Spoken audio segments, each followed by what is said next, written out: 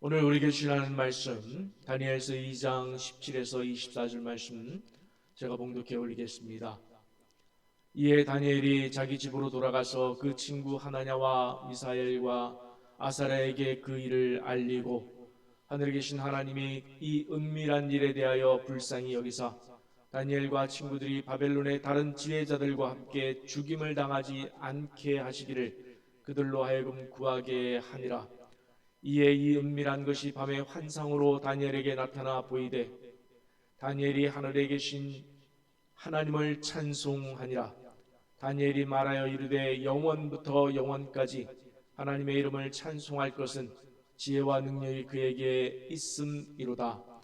그는 때와 계절을 바꾸시며 왕들을 패하시고 왕들을 세우시며 지혜자에게 지혜를 주시고 총명한 자에게 지식을 주시는도다. 그는 깊고 은밀한 일을 나타내시고 어두운 데에 있는 것을 아시며 또 빛이 그와 함께 있도다. 나의 조상들의 하나님이여, 주께서 이제 내게 지혜와 능력을 주시고 우리가 주께 구한 것을 내게 알게 하셨사오니 내가 주께 감사하고 주를 찬양하나이다. 또 주께서 왕의 그 일을 내게 보이셨나이다 하니라. 이에 다니엘은 왕이 바벨론 지혜자들을 죽이라 명령한 아리오게게로 가서 그에게 이같이 이르되 바벨론 지혜자들을 죽이지 말고 나를 왕의 앞으로 인도하라. 그리하면 내가 그 해석을 왕께 알려드리라 하니. 아멘. 오늘 설교 제목은 진짜 신을 만났으면 이라고 했는데 그 뒤에 생략된 부분이 있습니다. 진짜 신을 만났으면 목숨도 걸고 붙잡았어야지 라고 제목을 정하고 싶습니다. 보면은 다니엘서이지만 오늘은 다니엘 이야기가 아니라 다니엘보다는 바벨론의 느부갓네살 왕의 초점을 맞춰서 그를 통해서 우리의 신앙의 약점을 발견하고 그 약점을 극복함을 통해서 우리의 신앙의 성숙을 이뤄내는 한 발 더 나아가려는 그런 말씀으로 준비했습니다. 다니엘은 바벨론이 남유다를 침략해서 백성들을 포로로 잡아갈 때에 1차 포로로 잡아갔던 그런 인물이었습니다. 느부갓네살 왕은 포로로 잡혀온 유대인들 가운데 왕궁에서 쓸 인재들을 뽑으라 명령을 했습니다. 그래서 환관장이 포로로 잡혀온 유대인 왕족과 귀족들 가운데 흠이 없고 용모가 아름다우며 모든 지혜를 통찰하며 지식에 통달하며 학문에 익숙한 소년들을 뽑았고 거기에 다니엘과 세 친구도 함께 뽑혔습니다. 어느 날 느부갓네살 왕이 꿈을 꾸었습니다. 그리고 왕궁의 박수와 술객과 점쟁이와 술사를 다 불러서 말하기를 내가 꿈을 꾸었는데 내 마음이 번민하도다. 그러자 모인 사람들이 왕이여 꿈 내용을 말씀해 주시면 우리가 해석해 드리겠나이다. 그런데 왕은 꿈 이야기를 해주질 않습니다. 그러면서 너희가 만일 꿈의 해석을 알게 해주지 않으면 너희 몸을 쪼갤 것이고 너희 집을 거름더미로 만들겠다. 그러면서 끝내 꿈의 내용은 말해주지 않으면서 해석해보라. 그렇게 명령을 내렸습니다. 저는 이 말씀을 읽으면서 느부갓네살 왕이 굉장히 영리하구나 감탄을 했습니다. 여러분 그렇지 않습니까? 꿈 이야기를 듣고 해석을 해주면 그 해석이 맞는지 틀리는지를 알기가 어렵습니다. 더군다나 꿈의 내용은 나중에 다니엘이 풀어서 그 내용을 설명해 줍니다만은 그 꿈의 내용은 느부갓네살 시대가 이미 끝나고 그리고 600년에 걸쳐서 제국의 흥망성쇠에 관한 이야기일 뿐만 아니라 예수님께서 초림하시고 이 시대가 지나고 또 재림하시기까지 그리고 하나님 나라를 이루시는 그런 내용까지 희미하게나마 포함하고 있는 어마어마한 이야기입니다. 그래서 꿈 내용은 자기만 알고 있으니까 그 꿈까지 맞추고 해석해 주는 사람이 있다면 그 말은 믿을 만하지 않겠습니까? 자기만 아는 꿈을 안다면, 그리고 그것을 해석한다면 그 해석은 맞는다라고 믿을 만해요. 정말 영리한 그런 지시라 생각을 했습니다. 궁궐은 발칵 뒤집혔습니다. 꿈 내용을 모르고서는 아무도 해석해 줄 수가 없는데, 아무도 해석해 주는 사람이 없으니까 왕이 모두 죽여라 명령을 내렸습니다. 그런데 그 죽임의 대상에 다니엘과 세 친구가 포함되었다는 사실입니다. 왕의 근위대장이 다니엘을 죽이러 찾아왔습니다. 그때 다니엘이 왕께 구합니다. 제게 시간을 주시면 왕에게 그 해석을 알려드리겠습니다. 다니엘은 집에 돌아와서 친구들과 함께 여호와께 기도했습니다. 그러자 하나님께서 다니엘에게 환상으로 느부갓네살 왕이 꾼 꿈의 내용과 그리고 그 꿈의 해석까지 하나님께서 다니엘에게 알려주셨습니다. 하나님을 믿는 우리에게는 너무도 당연한 장면 같지만, 그래서 너무 쉽게 이 장면을 넘어가곤 했지만, 오늘은 이 장면을 좀 더 깊이 묵상해 보려고 합니다.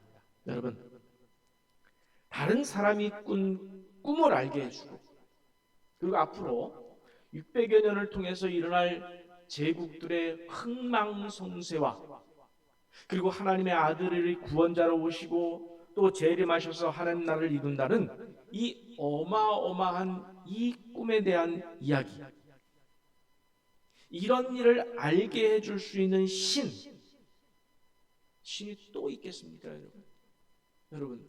옆에 사람이 꾼 꿈을 알 수 있는 그런 신이 있습니까? 없습니다. 아무도 없는 이야기예요.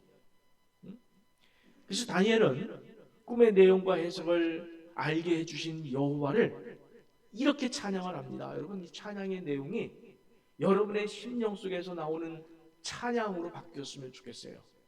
함께 20절부터 22절을 함께 그 놀라우신 하나님을 찬양하는 마음으로 한번 같이 읽어보겠습니다.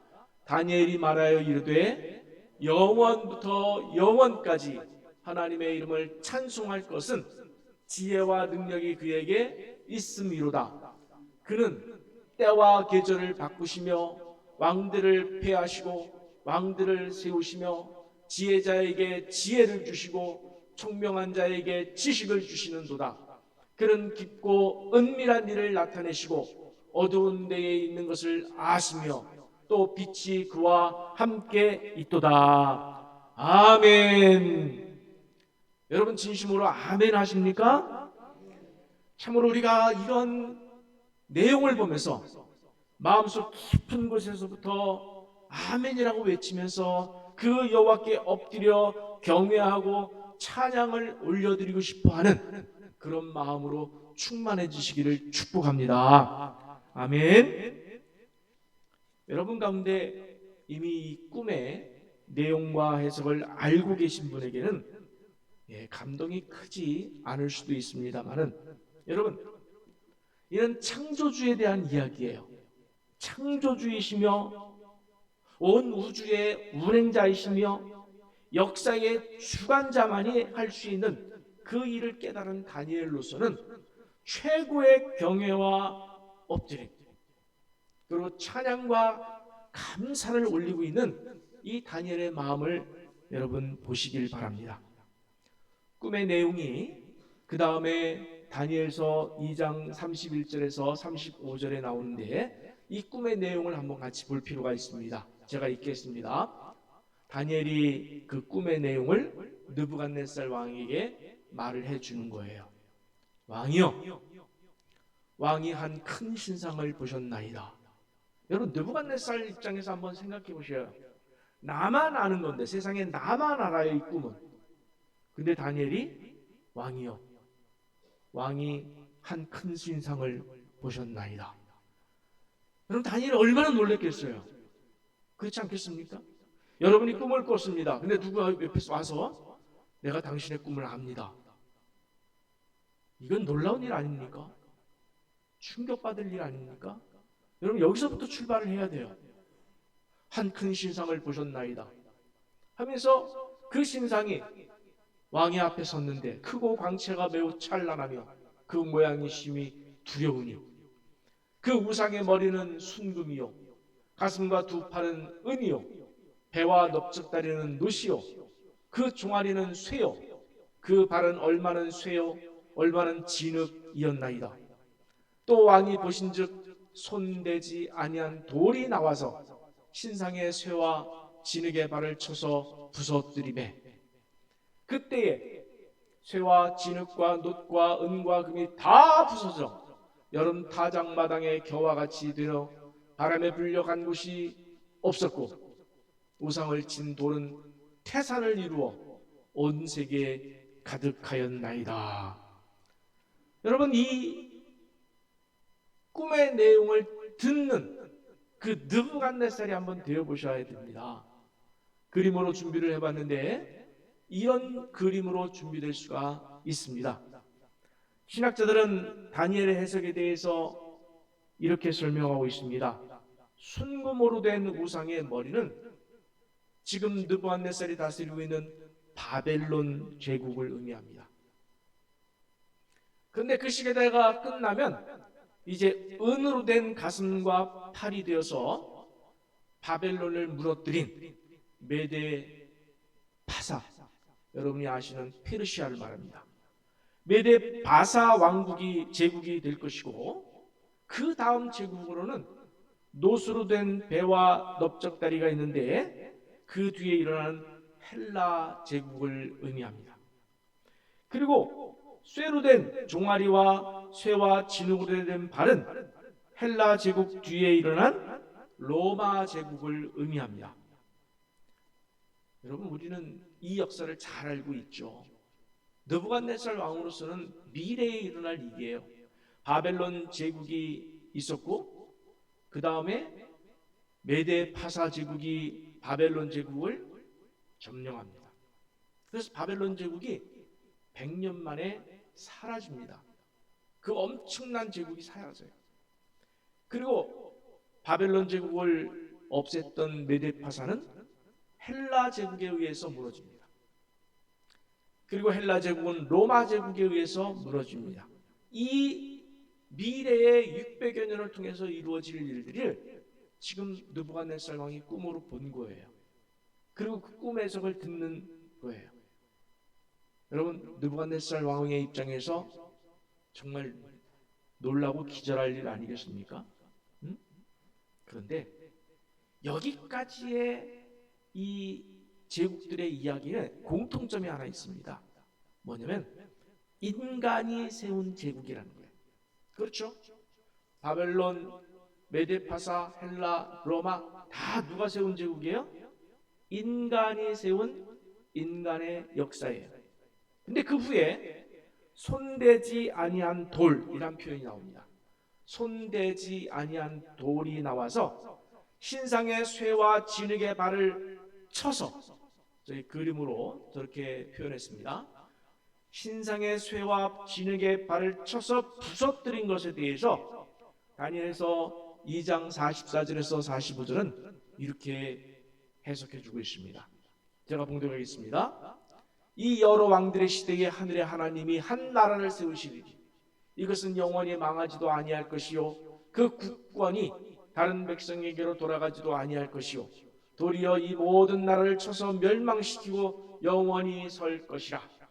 손대지 아니한 돌이 산에서 나와서 쇠와 놋과 진흙과 은과 금을 부서뜨린 것을 왕께서 보신 것은 크신 하나님이 장래일을 왕께 알게 하신 것이라. 그 꿈은 참되고 이 해석은 확실하나이다 하니. 아멘. 여러분, 그 후에 일어나는 왕 하나님의 나라, 그 제국, 우리가 말하는 하나님의 나라는 영원하다는 거예요. 영원한다는 거예요. 예수 그리스도가 오심을 통해서 이루어진 하나님의 나라는 지금까지 이루어졌고 앞으로도 계속될 것이고, 주님께서 재림하실 때까지, 그 이후까지 영원한 나라를 이룬다는 다니엘의 해석입니다. 그 일을 손대지 아니한 돌, 이 돌부터 시작해요. 자, 앞에까지는 인간이 세운 제국이었다고 말씀을 드렸어요. 그렇죠? 바벨론, 메데파사, 헬라, 로마, 인간이 세운 제국이었다는 사실을 감안한다면 손대지 아니한, 손으로 하지 아니한 돌, 이것은 인간이 아닌 하나님이 친히 세우신 하나님의 나라를 의미한다는 것으로 보는 것이 정설입니다. 자, 여기까지 다니엘이 말한 느부갓네살 왕이 꾼 꿈과 해석이었는데, 이 해석을 들은 느부갓네살 왕의 반응을 좀 보자는 거예요. 느부갓네살 왕이 어떻게 반응을 했을까요? 자, 다니엘서 2장 46, 47절이 핵심입니다. 우리 같이 한번 읽겠습니다. 느부갓네살 왕의 반응이에요. 이에 느부갓네살 왕이 엎드려 다니엘에게 절하고 명하여 예물과 향품을 그에게 주게 하니라. 왕이 대답하여 다니엘에게 이르되, 너희 하나님은 참으로 모든 신들의 신이시오 모든 왕의 주제시로다. 내가 능히 이 은밀한 것을 나타내었으니 내 하나님은 또 은밀한 것을 나타내시는 이시로다. 아멘. 여러분, 놀라운 고백 아닙니까? 왕이 다니엘에게 절까지 했습니다. 한 제국의 왕이, 황제가 포로로 잡혀온 대신에게 절을 했습니다. 진심이었습니다. 그리고 여호와를 어떻게 표현했습니까? 모든 신들의 신이시오 모든 왕의 주관자라고 했습니다. 자기만 아는 이 꿈을, 은밀한 것까지도 아는 진짜 신이라는 고백을 했습니다. 지금 느부갓네살은 다니엘을 통해서 누굴 만난 것입니까? 이 땅의 진짜 신, 창조주이신 여호와, 왕들을 지배하시고 제국을 통치하시는 여호와, 역사를 만드시는 여호와, 그 하나님을 만난 것입니다. 느부갓네살이. 그러면 느부갓네살은 앞으로 어떤 삶을 살아야 할까요? 자기가 믿던 우상들이 무슨 일을 했습니까? 그동안 자기가 믿었던 우상들을 섬겼던 술사와 전객들이 이 꿈에 대해서 어떻게 했습니까? 아무도 해석해 줄 수 없고 아무도 알 수 없었어요. 그러니 이제 버려야 하지 않겠습니까? 당연하잖아요. 어마어마한 신 창조주를 만났는데 그깟 우상이 문제겠습니까? 다 버려야죠. 그리고 모든 신의 신을 만난 자로서 오직 여호와만 경외하고 이제 그분만 믿고 그분에게만 절해야 그게 맞는 거 아니겠습니까? 그런데 오늘 보면 다음 장인 3장에 가면 정말 의외의 장면으로 이어지고 있다는데 충격을 받습니다. 이걸 생각하면 너무나 충격적인 거예요. 느부갓네살 왕이 여호와를 만났는데 그 다음 장의 3장에 가면은 무려 27m나 되는 금신상을 만들어 놓고 거기에 절하지 않는 자들은 풀무불에 집어넣어 버리겠다는 그런 선포를 했다는 것이 믿겨지지가 않습니다. 여러분, 오늘 설교 제목이 뭐였죠? 진짜 신을 만났으면 목숨도 걸고 붙잡았어야 하지였습니다. 그렇지 않습니까?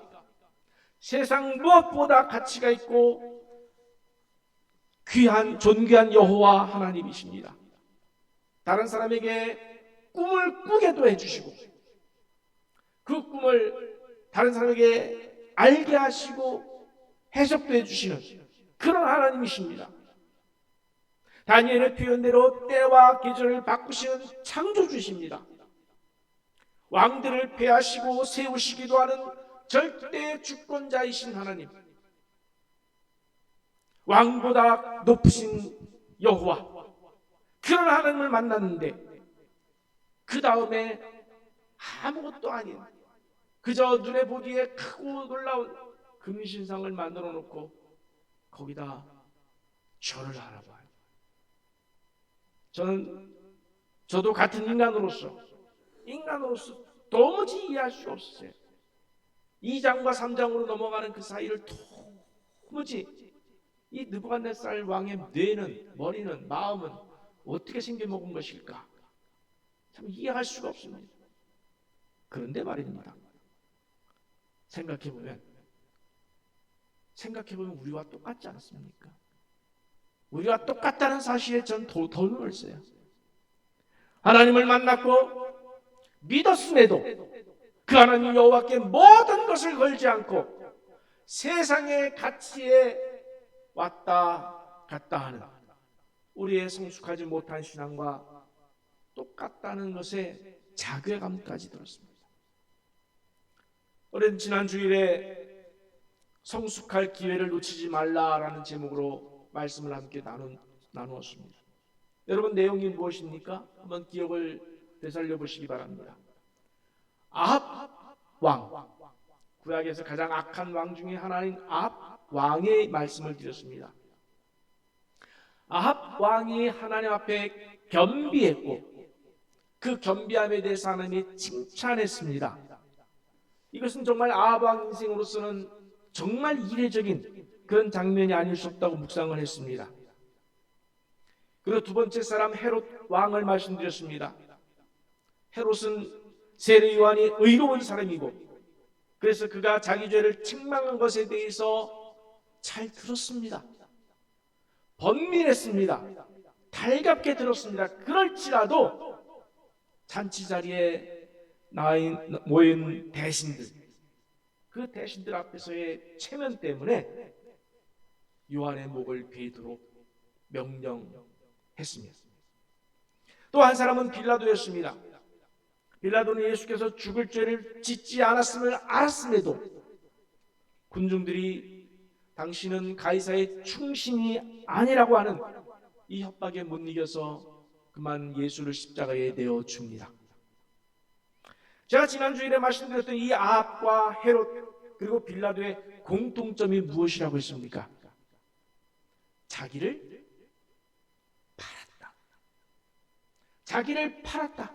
자기의 소신과 자기의 믿음을 지키지 않았다. 그렇게 말씀드렸습니다. 오늘 느부갓네살 왕도 마찬가지 아니겠습니까? 오직 자신만 알고 있는 그 꿈의 내용을 알고 있는 다니엘의 하나님, 여호와 하나님을 경험했습니다. 만났습니다. 누구보다도 절실하게 만났습니다. 여러분, 이 꿈을 듣는 사람과 이 꿈을 꾼 사람과는 천지 차이입니다. 그 놀라운 꿈을 꾸고 번민했는데 그 꿈을 맞췄습니다. 알았습니다. 하나님을 믿는 다니엘이 해석도 해줬습니다. 그래서 다니엘 앞에 엎드리기까지 했습니다. 너희 하나님은 참으로 모든 신들의 신이시오 모든 왕의 주제로다라고까지 고백했습니다. 그러면 좀 달라져야 되는 거 아니겠습니까? 오늘 우리도 늘 고백하고 있습니다. 내가 믿는 여호와 하나님은 창조주이심을 나는 믿습니다 라고 고백합니다. 나는 그의 아들 예수 그리스도 십자가 보혈의 피로 내 죄가 다 씻어졌음을 믿습니다 고백합니다. 그래서 나는 죽어서 천국에 갈 것을 믿습니다 고백합니다.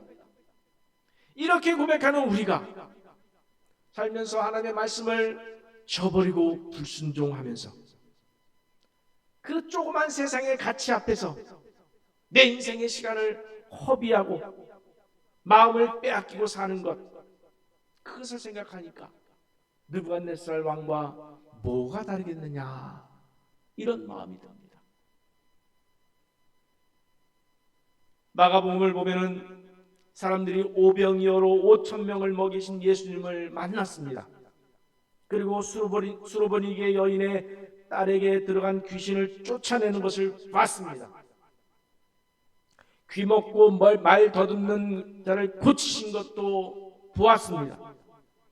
이어서 이번에는 7병이어로 4천 명을 먹이신 고 그리고 7광주리나 남은 것을 경험을 했습니다.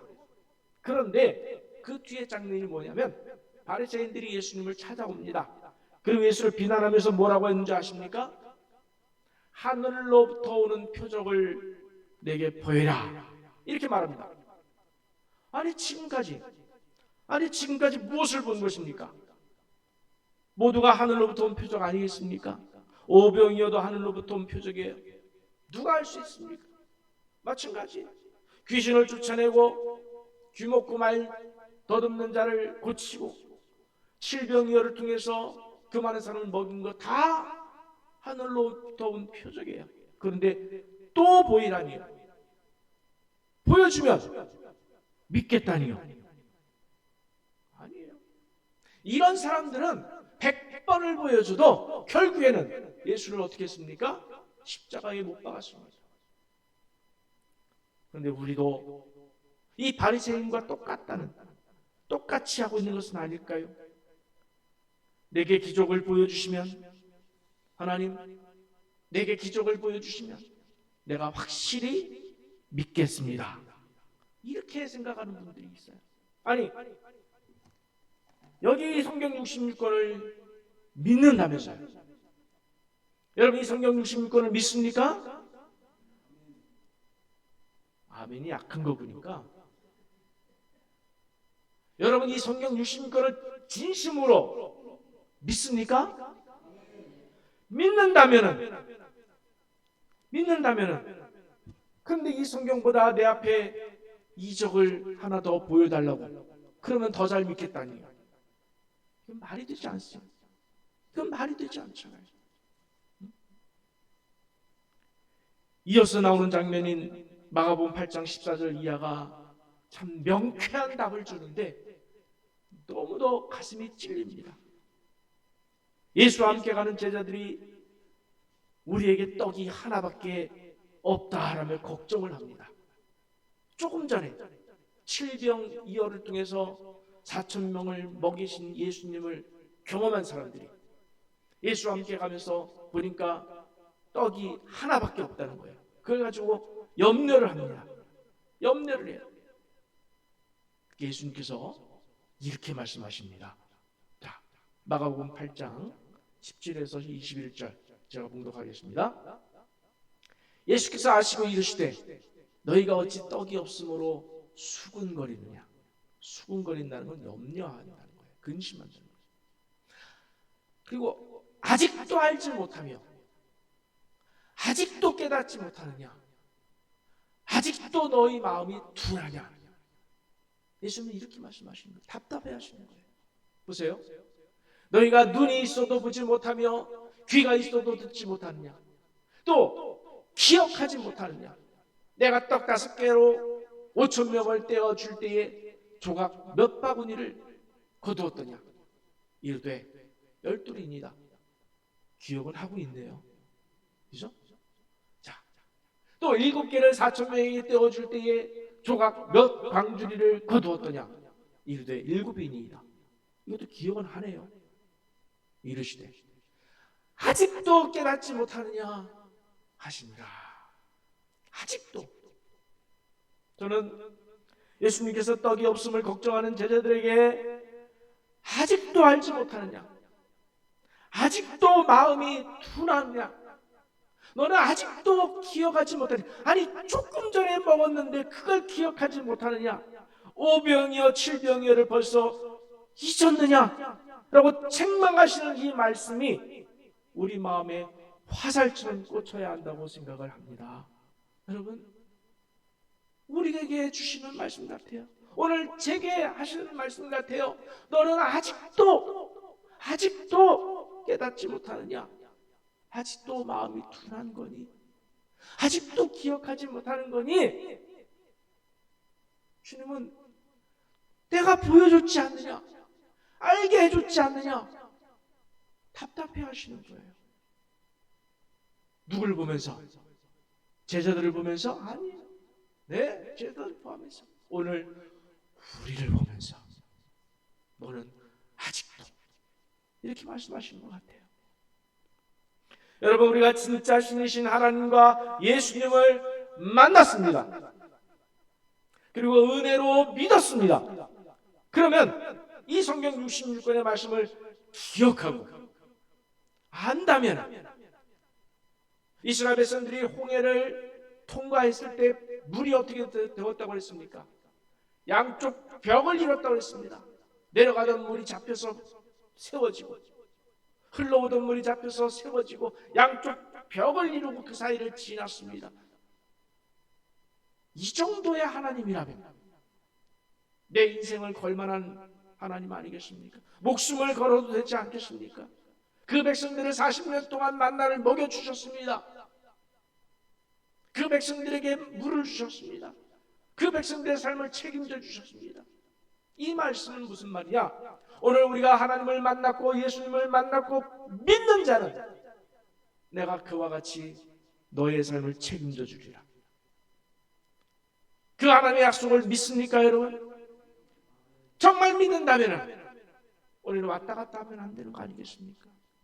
세상 가치에, 세상의 물질의 가치에, 명예의 가치에, 세상의 어떤 그 즐김의 쾌락의 가치에 마음을 빼앗기지 않아야 되는 것 아니겠냐는 거예요. 여러분, 말씀을 기억하면 염려하지 말고 두려워하지 말고 이제는 정말 내가 세상의 가치에 더 이상 마음 흔들리지 않고 오직 목숨을 다하여 마음을 다해 하나님의 말씀에 순종해야 되겠다. 이런 결심이 오늘 여러분에게 있기를 간절히 축원합니다. 진정으로 이제 더는 예수님을 시험 안에서 표적이나 이적 타령하지 말고 이미 우리에게 주신 이 성경 66권의 말씀을 믿어 목숨 걸고 신앙생활에 전념하심을 통해서 주님께서 더 이상 우리를 향해서 답답해 하시면서 너는 아직도 기억하지 못하느냐, 이런 말씀하지 아니하실 만한 진짜 믿음의 신앙이 여러분 모두에게 가득하기를 간절히 축원합니다.